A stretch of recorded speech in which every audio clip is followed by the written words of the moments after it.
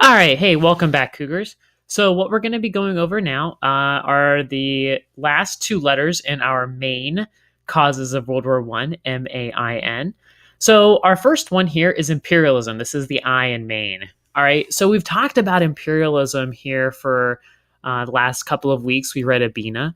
But with imperialism, the idea is that a lot of Europeans would disagree over which land should be colonized by who. So a little bit before World War One, we had something called the Scramble for Africa, and this is where European countries got together and drew the boundaries for a lot of countries in Africa or colonies at the time, and decided who got them. So as we look at this map here, of Africa, you'll see French areas, you'll see British areas, Belgian, Portuguese, Italian, and Spanish, but there were huge disagreements over who should get what land and why, and what resources were in that land. So you have to remember that a lot of these raw materials were being extracted from these countries and brought back to the European country to be processed into a higher end good. So they need these countries for those raw materials, or at least that's the idea, right? And so when you're looking at this map, though, is there anything you notice? So we had on one side in our alliances, we had Great Britain, France, and Russia. And on the other side, we had Germany and Austria-Hungary. Do you see a whole lot of colonies for Germany or Austria-Hungary? Or do you see more colonies for the British and the French? Take a second and look at the map. So you'll see a little bit more for the British and the French. So that blue and the green on the map, which is way over half of the continent, went to the British or the French. And so if you're Germany or you're Austria-Hungary, this doesn't sit well with you, right? You want to be that great world imperial power. You want empire. And you can't get it if the British and the French already control all of Africa.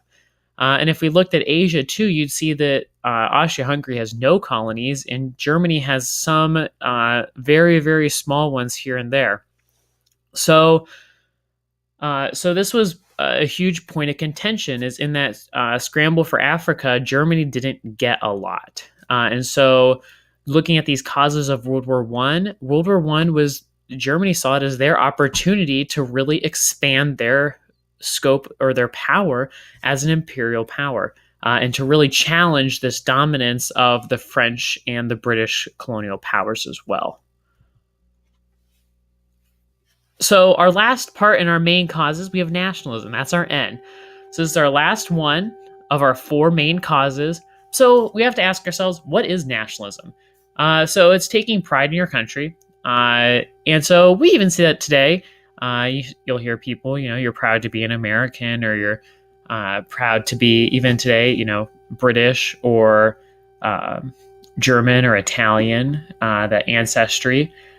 So, but when we're looking at nationalism, this is taking a lot of pride in your country. But at this time, there was a huge call for self-rule. And what self-rule means is they don't want to be a part of the empire. They want to be their own country. They take a lot of national pride in being their own country. So think of it this way. With the nationalism can work to unify, bring a country together, and it can work to break a country apart. So we saw right before World War I, nationalism brought together and formed the country of Germany, and it formed the country of Italy. These didn't exist before. They were a bunch of small states. And then they joined together to form Germany and Italy. However, it can also work to break apart. So like we'll see with the Austro-Hungarian Empire, it worked to really break them apart. So Serbia was really the main example, and then a lot of other Balkan countries. So let's go ahead and take a look there.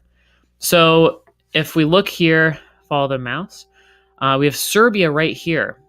And then we have a lot of other Balkan countries. So like we have Bosnia and Herzegovina, we have Croatia, You have parts of Romania over here, and these people did not want to be ruled by the Austro-Hungarian Empire. They wanted to be their own countries, and so this caused trouble between the two. So, in Serbia, wanting to be its own country and wants to break away from Austria-Hungary, or at least prevent themselves from being taken over by them. We'll look at that assassination of Archduke Franz Ferdinand happened here in Sarajevo. It was the Serbian Black Hand that did it. And so you can see why that might cause some conflict between those two. So nationalism, it can bring a country together. It can break a country apart. Another example of this we'll see is the Ottoman Empire. The Ottoman Empire had a ton of different countries in it. So we'll see a little bit here. Turkey was part of it. Greece, parts of Bulgaria, Macedonia, Albania had already broken away from the Ottoman Empire at this point. So we'll see a little bit of that as they join in late on the side of the Austro-Hungarian Empire and then the German Empire. Okay, so those are our 4 causes of World War I. We have militarism, alliances, imperialism, and nationalism.